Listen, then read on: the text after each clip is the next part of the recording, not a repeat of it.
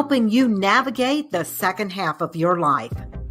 Today's show is sponsored by Find Houston Senior Care, your one-stop shop for everything senior care and senior living in the greater Houston area. Visit findhoustonseniorcare.com today. And now, here's your host, Catherine Watson.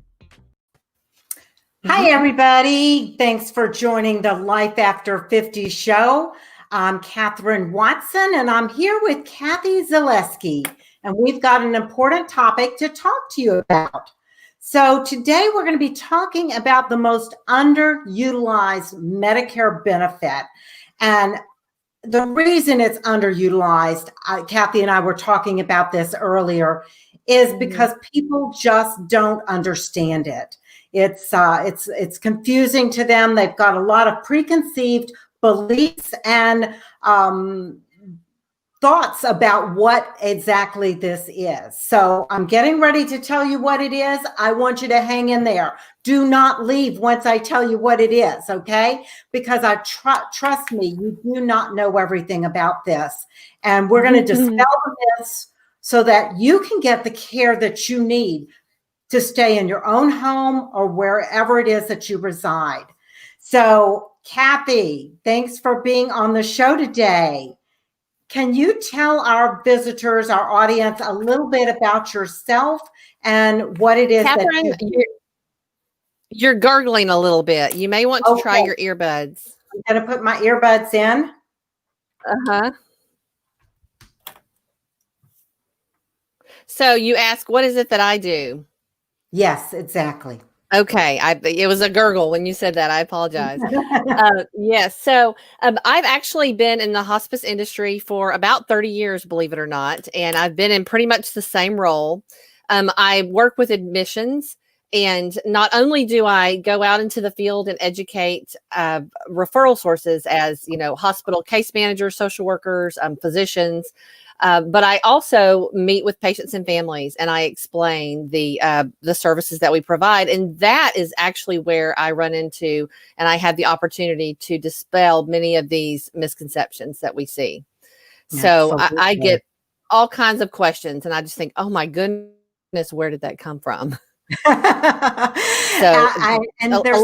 lot of confusion for sure. Exactly. And there's some that we hear over and over again. And I know when my family first had to delve into the area of hospice, there were a lot of misconceptions. Some of my family members had some of these beliefs. And so we're going to debunk all of this stuff today. And the first one is really near and dear to my heart.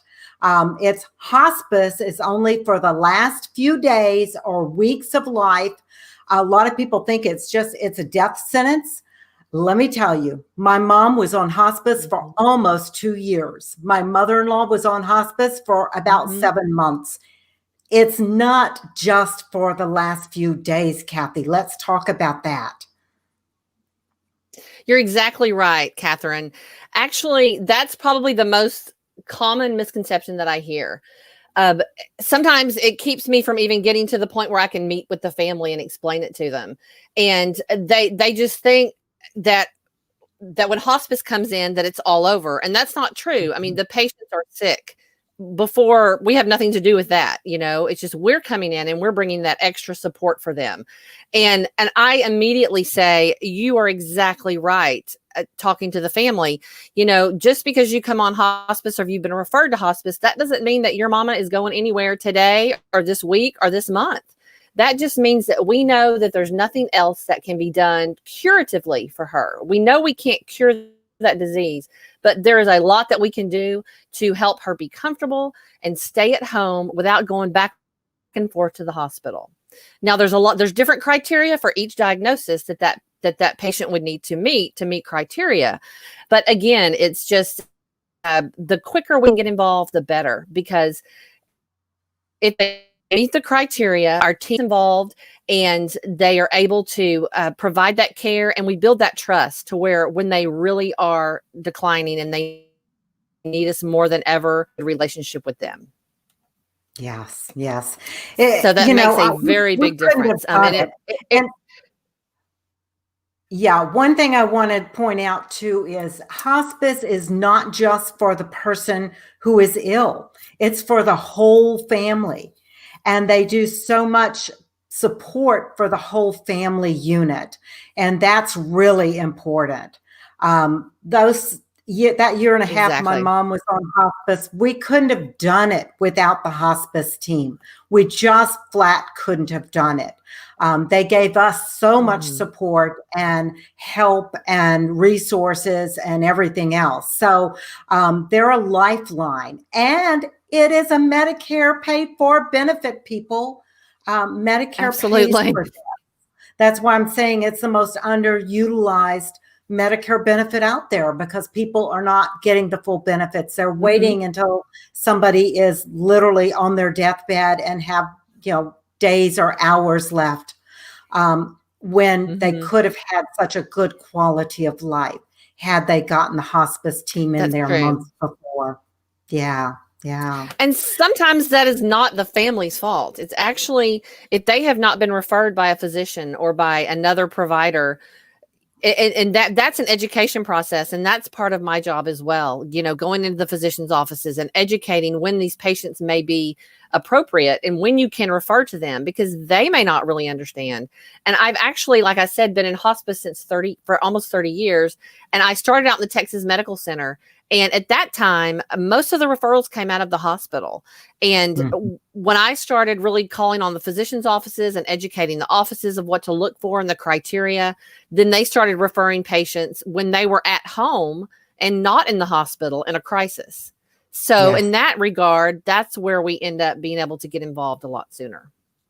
And Kathy, let me just point out too, yes, you do have to have a physician referral, but if you suspect that your loved one may qualify for hospice, reach out to Kathy or another Absolutely. hospice company, reach out to somebody and ask them to help you with this. Hmm. You can ask your doctor, talk to your doctor, understand all of the benefits of hospice and the reasons so that when your doctor asks, why do you want that? Because think about it. Doctors are trained to save us, right? That is their Right. job. They want to save everybody. But we all know that we're at some point, all of us are going to die. That is just a given. Nobody gets out of this thing alive. Okay. That's Yeah, part of life. Death is part of life. And so at some point, you may need this service and you don't want to lose that benefit. So talk to your doctor. If your exactly. doctor doesn't have the education, doesn't understand hospice, get your hospice professional to provide you with some information or ask them to talk to the doctor on your behalf. Perfect. Okay, second thing we want to talk about, hospice will stop all medications and treatments, and my doctor that I've known for many years cannot be involved. That was a big thing for my sisters. Hmm. They did not want daddy to go on hospice because they didn't think the doctor could be involved. Absolutely. Now, it's a Medicare regulation, actually. One of the forms that we have the patients fill out or the family fill out when they're giving us consent for hospice treatment is who do they want the hospice doctor to be to following them.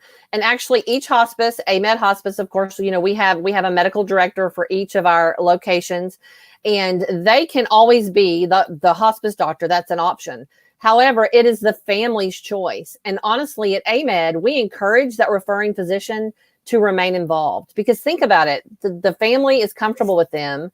They know Mhm. that patient situation better than anyone. And that does make them feel safer and more secure of making this Mhm. transition to hospice, knowing that doctor they've known for years and years is still involved.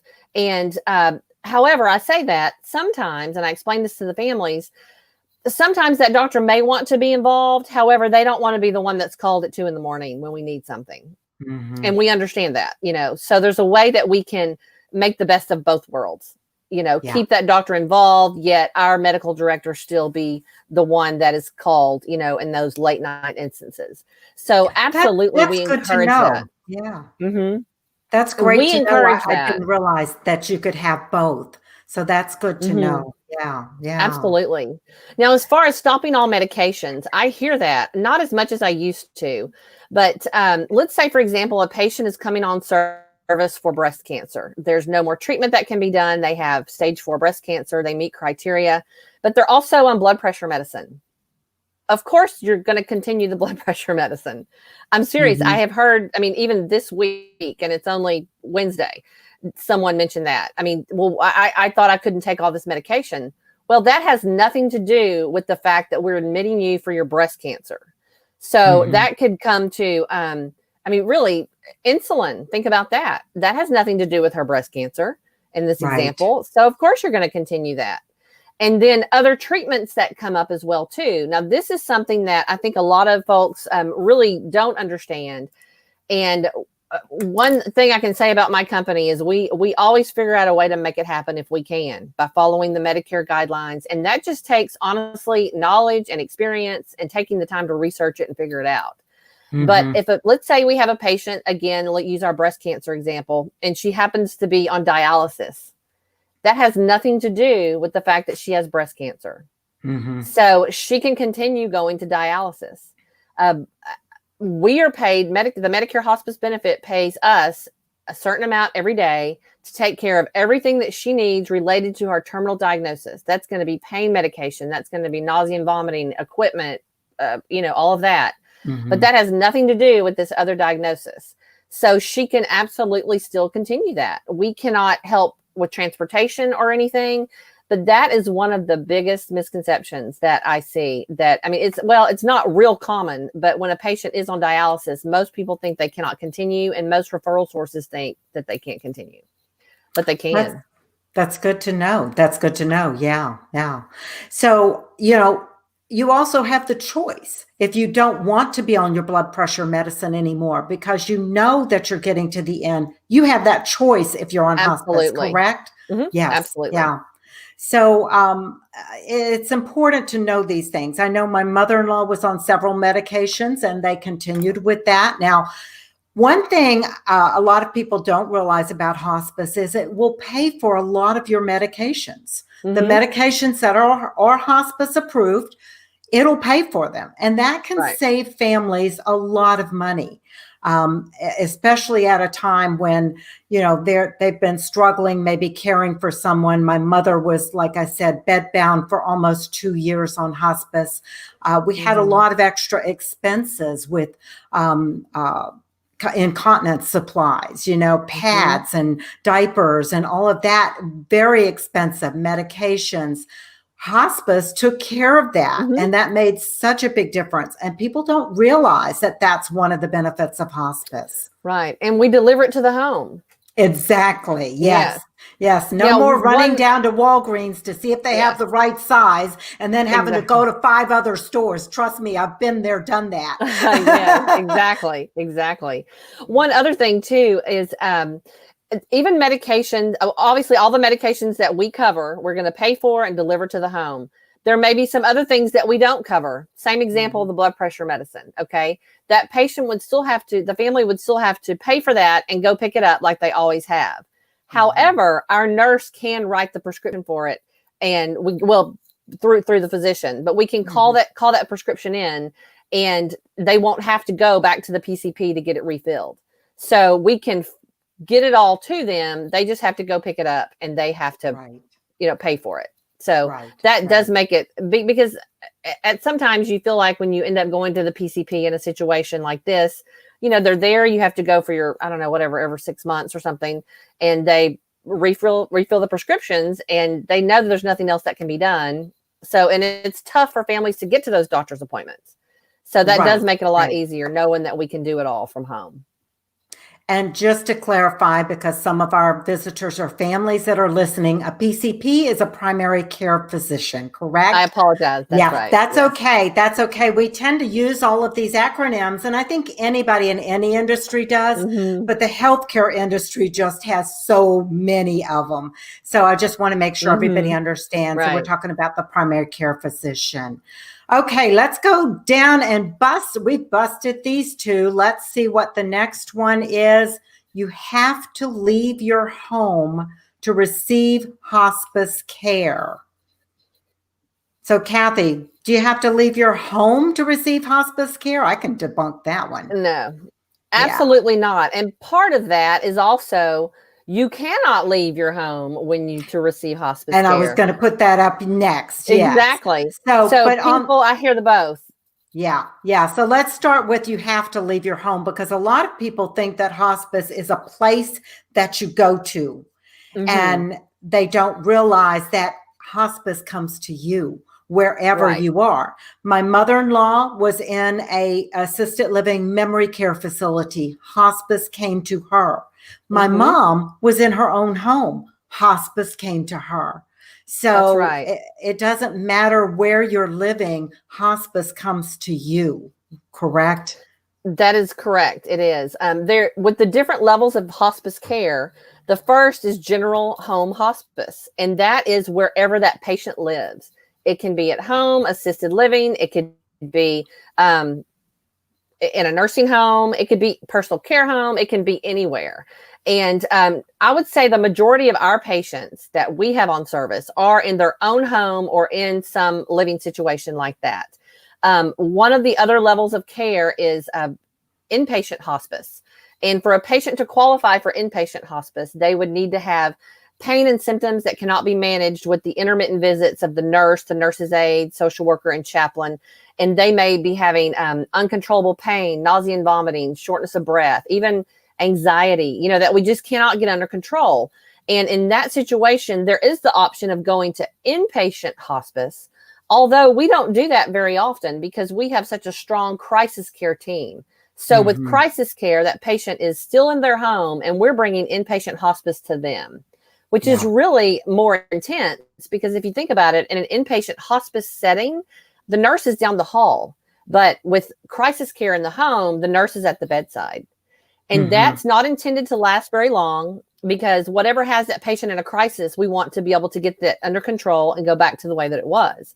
And again, it's not necessarily the end, believe it or not, that we have that. Right. Sometimes patients come on our service in a pain crisis, we get them under control, and then they're able to just have that, same home hospice throughout the rest of the time that they're with us. And Kathy, I'm glad you brought that up with the pain, because that is one of the beauties of hospice. They are experts at managing and understanding the pain, especially like my mother and my mother-in-law both had dementia. They couldn't communicate what was going on often, or they communicated in ways that we didn't understand.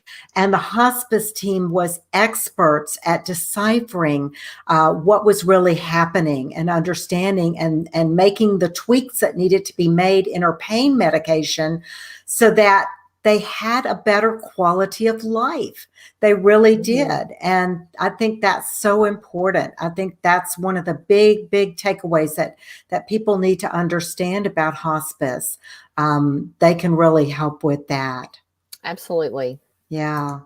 Now let's talk about you cannot leave your home if you're receiving hospice care. I've heard people say, well, mom likes to go to church every Sunday. We always bring her to church. Of course, this was pre-COVID, but they thought they couldn't take her anymore if she was on hospice. Let's talk about that.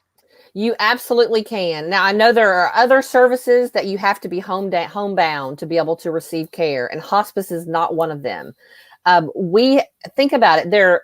If you had a dementia patient, for example, or Alzheimer's patient that meets criteria for hospice, that's in a situation where you would probably not be taking them anywhere because they may not be appropriate if that's the case, but it's a case by case basis. But you can have a patient and we've seen patients with stage 4 cancer that are walking around doing things that you wouldn't look at them and really know what was going on. So absolutely. We have had people even go on a vacation out of state and we connected them with another hospice so they can be, in touch with someone in case they need something. So it's, you do not have to stay at home, and you should not, if you can get out and go, now's the time to do it for sure. And from what I understand, most hospice professionals will encourage you to get out if you can.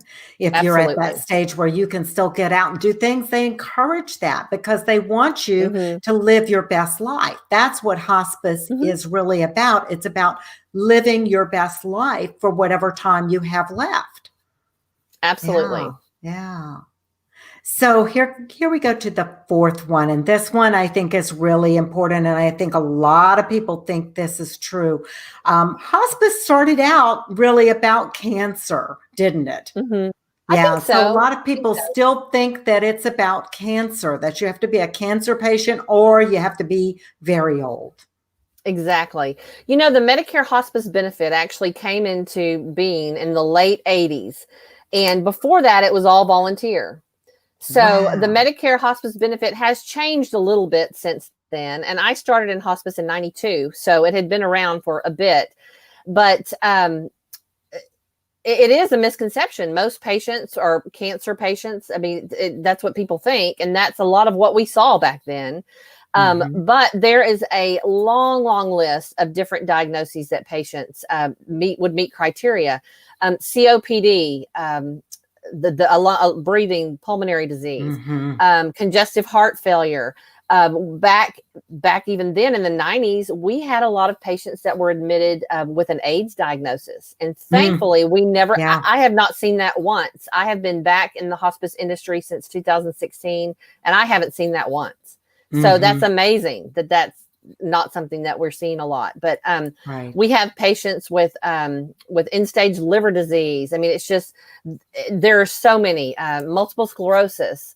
There's a giant list, and again, people thinking that it's only cancer patients and only for older patients. You know, Hollywood doesn't help us with that at all, or give us a very good reputation. I mean, we have this envision of a little white house on the hill, and yes, that does exist, but that's not all it's about. You know, we have. Right. I worked with another organization back in the 90s where we even had children that we cared for. So Mhm. it's just any patient that has an illness that cannot be treated, and we know it can't, and that physician or that provider um, can say that if this diagnosis or this illness were to take its normal course, I expect 6 months or less. But Mhm. that being said, your mother was on hospice longer than that. They sent her home and So said she had 30 days. right. So, So the doctors are not God. They don't know. no. Nobody knows but the big man upstairs. Nobody Hmm. knows when your last day is. And the Medicare And hospice benefit allows for that, thankfully. And honestly, I think when people are getting such excellent care that they get on hospice, they're loved on, they've got their family around them, they've got the hospice team Hmm. there, everybody is feeling supported. That makes a big Yes. difference. I think that they live longer. In fact, I know studies have shown that they actually live longer than people who do not choose to go on hospice care, and they live happier days. They live more fulfilled days. Absolutely. Absolutely. And there are times that we see, I wouldn't say it's certainly not rare, where a patient is not declining as quickly as we thought that they would. And that's one of the things that's changed since the time that I've been in hospice, because this wasn't evident back then. But at each benefit period, part of the Medicare guideline is actually we send a nurse practitioner that is not involved in the patient's care. It's different eyes and ears looking on the patient. They're going to look and say, how is this patient doing now compared to when they were admitted? And we Mhm. anticipate that our patients are going to decline, some quicker than others, but sometimes they don't. Sometimes Yeah. they really stabilize and even perk up, and for the reasons that you just stated. And in some instances, they are taken off of hospice because they don't really qualify anymore. And in Mhm. that case, we will figure out what is a more appropriate care for them at that time. And then they can come back to us later when they need it. Yeah. Yeah, and that's something that I think a lot of people don't realize, that you Hmm. can actually go off of hospice and come back on it. And Exactly. yeah, yeah. So, Kathy, this has been great. Let's talk a little Good. bit about the team, because to Hmm. me, that is the heart of hospice. That made such a difference for my family. So, when somebody comes on hospice, they don't just have one person that helps out, right? Tell us about That's the correct. team. That's correct. And again, this is all with the Medicare hospice benefit that was outlined back in the late 80s. Like I said, it's all pretty much stayed the same. And the leader of the team is really the family, the patient and the family. I've had people say, what if I don't want to do this? I'm like, you don't have to do, I mean, you're in charge. You really are. Mm-hmm. And then we have an RN case manager. And with AMED hospice, that RN case manager will see that patient minimum twice a week. And again, that's minimum because there's a certain amount of visits that we're required to see. And actually the amount that's minimum, we don't think that's enough. So we are looking at minimum twice a week.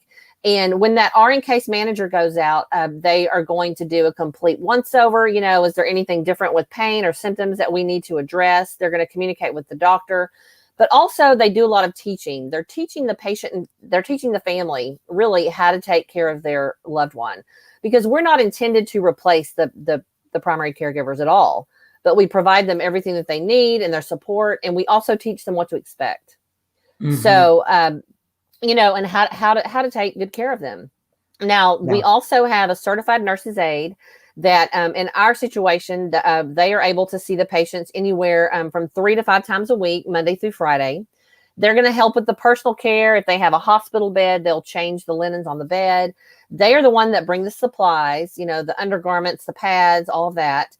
And then we also have a social worker and a chaplain. Now, the patients and families do not have to take advantage of that, but they will call, introduce themselves, and they can take advantage of as much or little of that as they want. Now, I mentioned back with the RN case manager, minimum twice a week. However, say we have a nurse visit kind of planned for Monday and Thursday, but if 2:00 on Saturday on July 4th in the morning, anytime that patient and family have a need, they can call that round the clock number. And that initial phone call is going to go to really our first line of triage, and they'll talk to a nurse who has their information right in front of them. And then we'll make that call if we need to send a nurse out or not. So we are available to make nursing visits round the clock. Yeah. And I can attest to that because my mother-in-law fell while she was on hospice care. The home called us and said, she's fallen, she's hit her head. We think she should go to the hospital. And of course I said immediately, yes. And then I went, oh, wow, wait a minute. We're on hospice. What do we do? And so we called hospice and they met us at the hospital. Yes. And it was wonderful. I mean, we felt so supported. I just can't tell you how supported we felt to have that nurse at the hospital. And she had such a great sense of humor. She kept us laughing, and that's not a good place to be, at any time, but especially when you're worried about your mom or your mother-in-law, as we were. And she helped us to make the right decisions. She didn't make them for us. She let us make the decision whether they were going to treat her or not. Yes, that's good. But we got to make that decision.